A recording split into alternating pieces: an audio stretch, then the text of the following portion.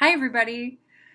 Welcome to Peer Mentor Orientation for the Composition Learning Community. This is the first of several videos that we're creating to help get you oriented and develop a sense of your identity and your mission as peer mentors in our composition learning community. I'm so excited that you're here. My name, if you don't know me already, is Dr. Nicole Guinovardi, and I'm one of the co-founders of the CLC. And I'm really excited to be able to talk to you guys today in this video about the job of a peer mentor. So in this video, I want to cover, of course, the job of a peer mentor. What are you going to do? And that's going to look a little different this year because we're not really meeting in face-to-face classrooms hardly at all because of the COVID-19 pandemic. We're changing up a lot of things to add to the safety of our peer mentors, that's you, and our students and ourselves. So this is going to cover a little bit more of the philosophy and kind of theory behind what you're going to be doing. And then in subsequent videos, we'll be talking about more of the brass tacks, like how exactly are you going to reach out to your students and do some of these jobs that I'm going to highlight in this video. I'm going to cover super briefly the mission of the CLC. I'll talk about the difference between concrete tasks and intuitive tasks. And I also want to talk about creating a sense of belonging in this video that will help you think about how to approach your students in your CLC classes.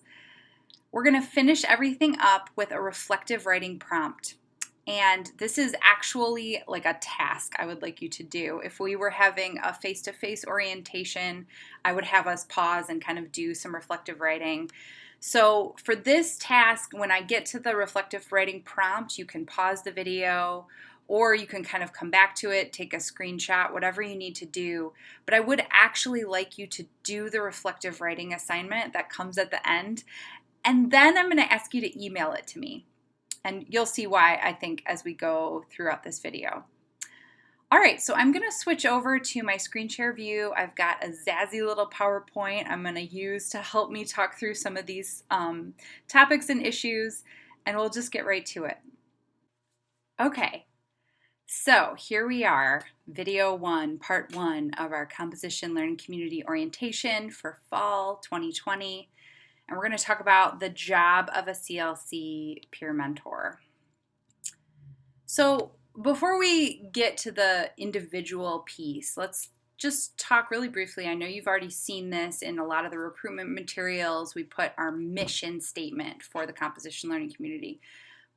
But just to refresh, through this program, we are building a community. That's a community of writers, a community of people doing composition, within which students can talk about, talk through, and reflect on their lived experience in a composition course at Wayne State University. So they can talk about it with each other, with their teachers, with their peer mentors.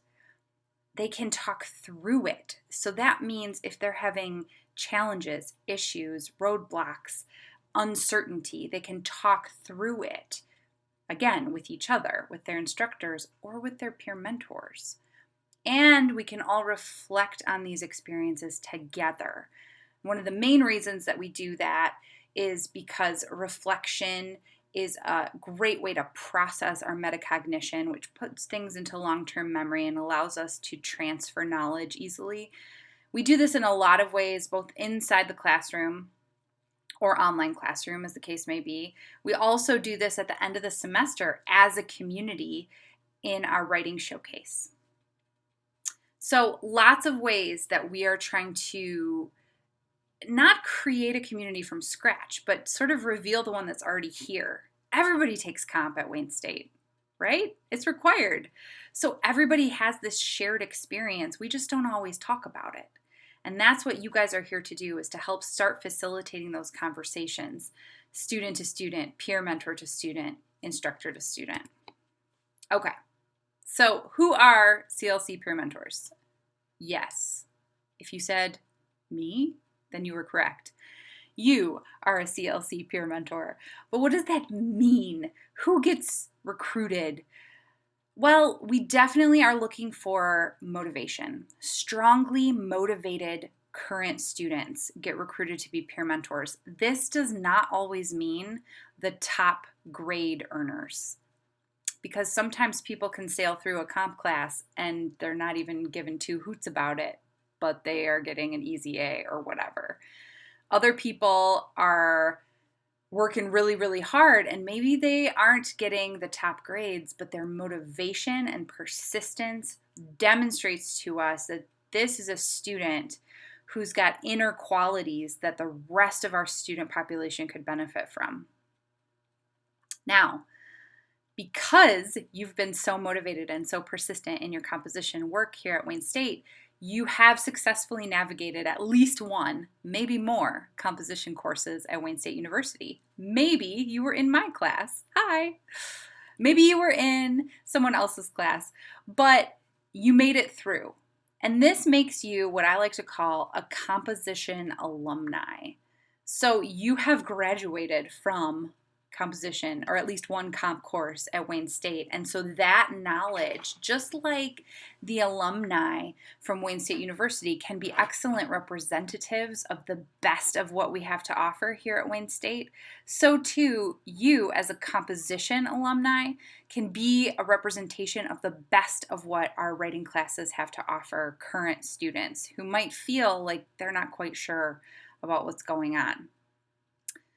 Last but definitely not least, you're hired in as a student assistant. You've already talked through this with Dr. Thomas, Jewel. I'll just call her Jewel because she's my friend and I love her. But you are in the process or have already been hired into the department. So not only are you students, but you are also employees, which gives you a little bit of a different framework that you're coming in from. All of these things are true of you, and all of these things can help you as you work to help our students who are currently enrolled in composition courses. Okay, so what do CLC peer mentors do? My daughter right now is really obsessed with Busy Town books, the Richard Scarry books, and there's one book that is titled, What Do People Do All Day? Which I think is hilarious. But I keep thinking about that when I think about this slide. What do you guys do all day? How are you going to earn that sweet, sweet dollar that you are earning as a peer mentor? Well, there's a couple of different kinds of tasks that peer mentors need to be prepared to do. The first I call concrete tasks, and the second I call intuitive tasks. So here's what I mean by that. Concrete tasks are like things, like actual actions that you can perform. You could put them on a list and you could check them off, right? So you will be added as a TA to the course Canvas site that you will be peer mentoring. That's a check. We can do that in a couple minutes. You as a peer mentor will then have access to be able to post announcements in that Canvas course. This could be anything from a quick encouragement to, hey, here's what I did when I started Project 2, or frequently asked questions. You and your instructor can develop exactly what your announcements will look like, but that's a concrete task, posting announcements to the Canvas site, directly communicating with your students. You also can send and receive emails. What? Yeah, it's a thing. Email, who knew? You will definitely be in email communication, and this might be more individualized, or maybe you'll have groups of students that you're regularly contacting via email. Again, this is something to talk about with your instructor, which brings me to meeting regularly with your instructor. Now, because we're mostly online this semester, this could be a Zoom meeting. This could be an email chain that you have going. I've had a lot of success just like exchanging cell phone numbers just with my peer mentors so that we can just have like a text thread going. You can set up a WhatsApp that's just you and your instructor. Whatever you and your instructor feel like is the best way for you two to be in communication, that's what you should do.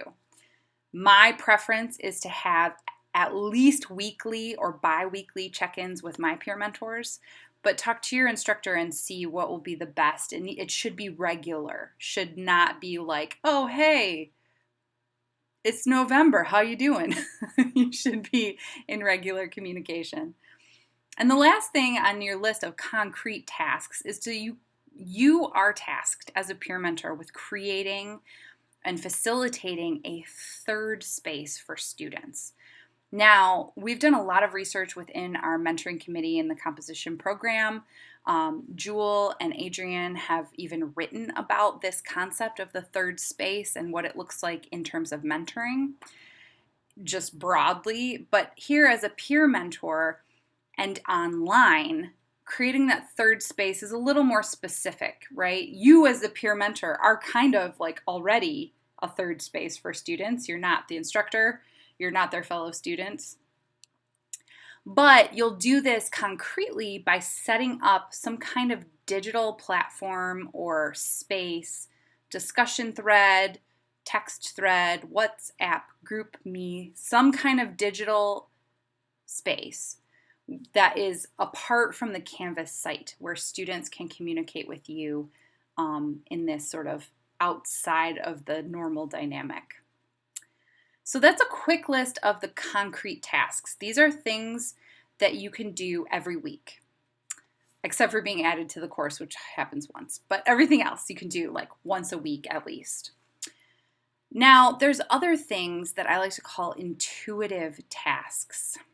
These are things that you can't really put on a to-do list or like say like, I'm going to do this twice a week.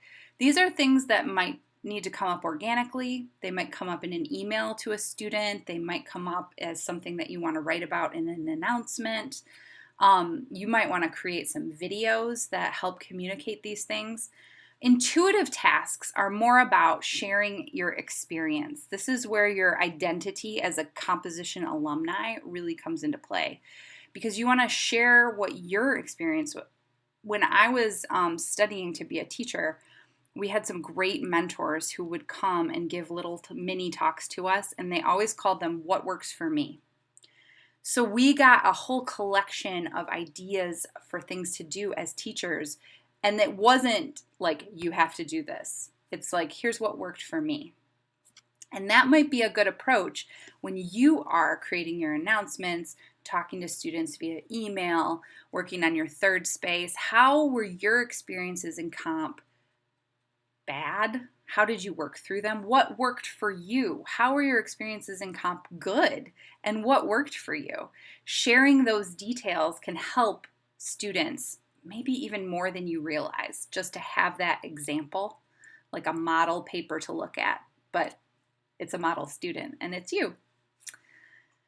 So this could also be stuff like helping students brainstorm or giving feedback on their ideas for a certain project. This could be helping students read or translate assignments. You could be offering like inside info about teachers. This can be hugely helpful, especially if you know the instructor and have taken the instructor that you're the peer mentor for. That's not always the case, but if it is, you have this special inside knowledge to say like, yeah, I know, Vardy, she's a bit much, but it's only because she drinks so much coffee, like just go with it.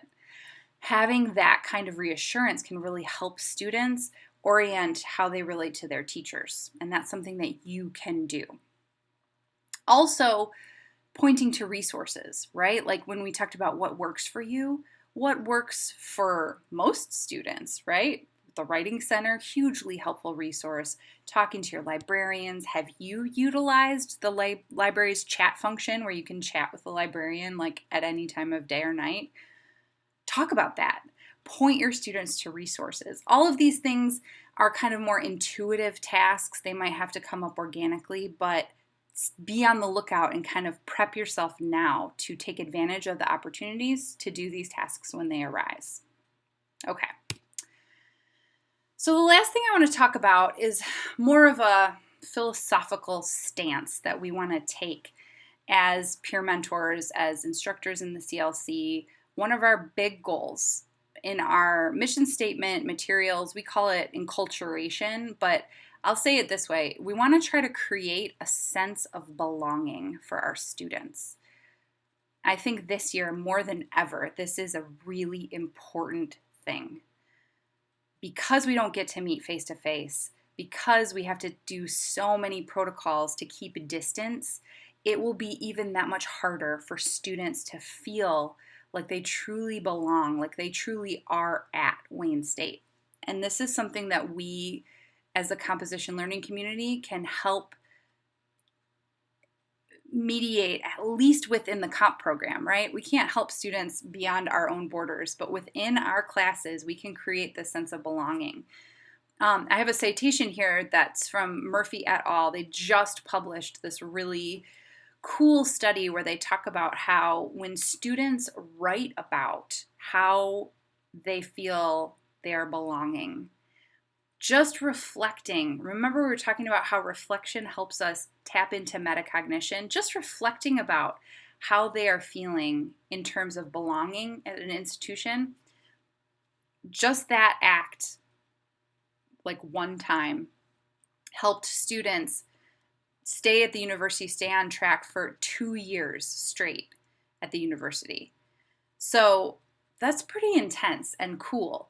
And we can help facilitate that in our writing classes. Now, teachers may assign students journal prompts that are helping them to think about their own sense of belonging. Once you do your reflective writing, that might be something you might want to share with students. But creating this sense of belonging in this highly online environment where personal connection is maybe harder to attain, but more important than ever, this is something that I'm going to be looking to my peer mentors to help me facilitate in our comp class. When you're in an actual classroom, this happens almost naturally. You're within those four walls, people are chatting, you get a sense of how everyone's going to be joking, the teacher's personality as they're interacting with students. It all kind of comes together to create what us teachers call a classroom personality. Like every class has its own personality. You've probably noticed this in all of your different classes. That's really hard to do when we're teaching fully online. And that's why we need you, peer mentors, maybe more than ever, to help us kind of create that sense of solidarity, that sense of teamsmanship, that we all are here, everyone belongs, we see our students, you see them, and communicating that you see them can maybe make or break their experience at Wayne this fall. Now, it's time to reflect in writing. So here's what I would like you to write about, peer mentors. What social and academic challenges to your own sense of belonging at Wayne have you faced since you started here? Maybe they were more internal, maybe they were more external, but all of us face these challenges to our sense of belonging, to our sense of place at Wayne State. What were yours? Or what are yours? Maybe some of them have come and gone. Maybe some of them are still around. And then, what strategies have you used over time to face these challenges? How have you grown in your sense of belonging? What helped? What have you done? What have you thought about? Maybe changed your perspective? How have you grown in your sense of belonging here at Wayne? So I would love for you guys, if you need to, you can just close this video or take a screenshot or leave this up for a little bit. I'm going to close out the video here. When you're done reflecting and writing, please go ahead and email me your reflection response at ngvardy@wayne.edu. I will keep them in our records, and then for any of you who want to, think about how you could talk to your instructor about sharing these reflections with your own students to help them increase their own sense of belonging. Okay, I'm really happy that you guys took the time to start the orientation process with me here. I will see you in the next video. Bye, everybody.